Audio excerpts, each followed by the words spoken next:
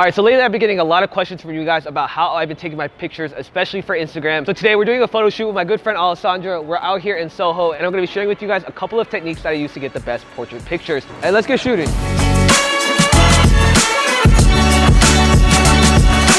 Now, right now, my setup of choice is going to be the Canon 6D Mark II with a Sigma 35mm 1.4 lens. To be honest, I think this is the dream combo. You can literally get such great portraits out of it. All right, right now we're on the corner of Green and Broome Street. To be honest, this is one of my favorite intersections in Soho because you've got this beautiful facade right here. It's a really great backdrop. It's got a lot of neutral tones, and especially with the fit that she's wearing, it's gonna be the perfect backdrop. So I think right now we're gonna go across the street and wait for these cars to stop. All right, I wanna go like right here.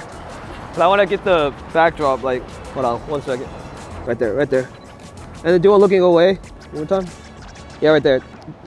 Money. Money, money, money. All right, now big tip I can recommend for beginner photographers is that it's a lot about patience, especially living in a place like New York City. You're gonna have so many different cars, people, distractions in the background of your image. But what makes your images great is really having the patience to wait for the stoplight. So right here on the crosswalk, the first images I took were turning out great, but they look even better when I stopped to wait for the cars and the people to stop passing. All right, now tip number 2 is plan your locations according to your outfit. Your pictures are gonna look a lot more cleaner and have a much nicer aesthetic if you actually coordinate the colors of your outfit with the backdrop and the type of building you're shooting. So obviously Alessandra's got a very neutral fish. She's got some off-white and brown tones. So shooting in front of a building in the same color palette is just gonna give you much cleaner results. So right now, let's just get some pics going or whatever. And go. Let's almost try like leading up on it actually. Do it looking here. Pull your head down just a little bit. And then like,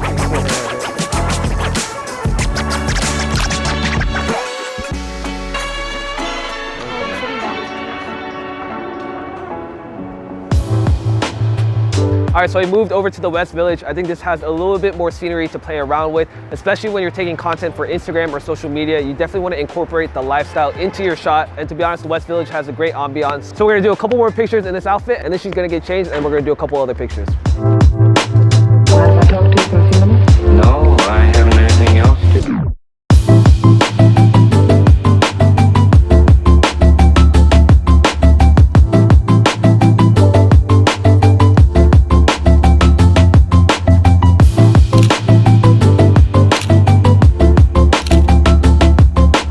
So we've got our last outfit for the day. It's got a little bit more color, and I think that's a really great way to show off your personality within your pictures. So we've got some really cool backdrops here, and let's get shooting.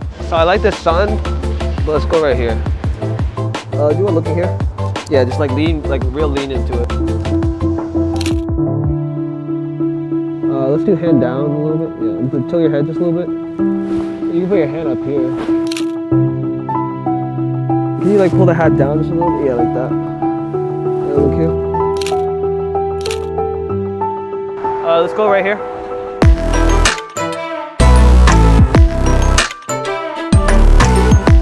Yeah, let's do the same thing straight on. Looking that way.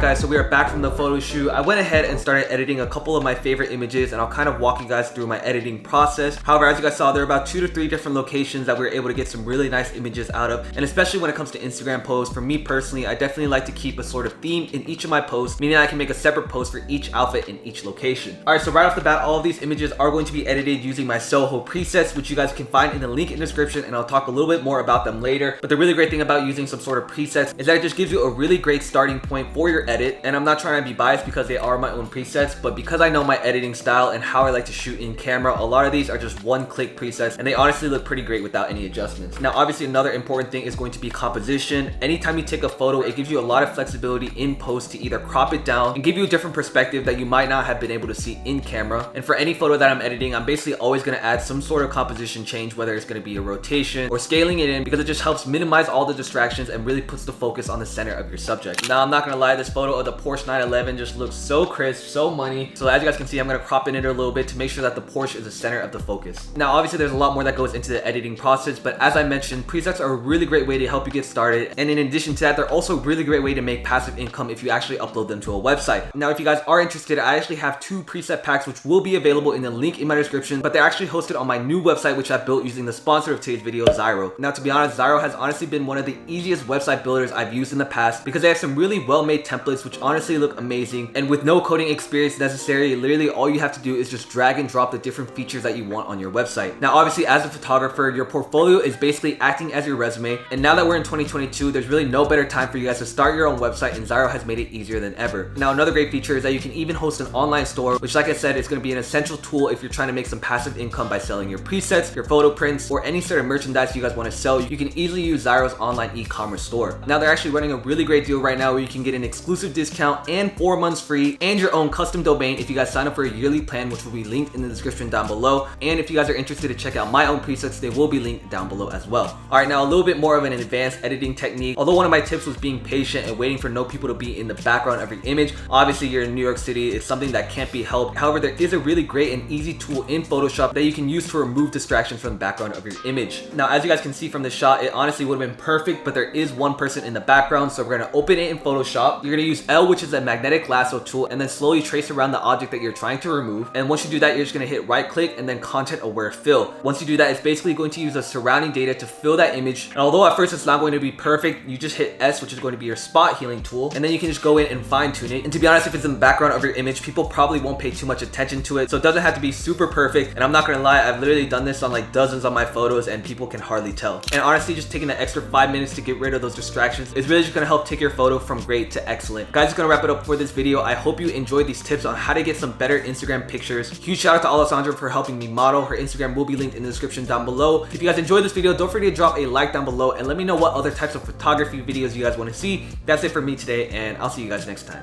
Peace, y'all.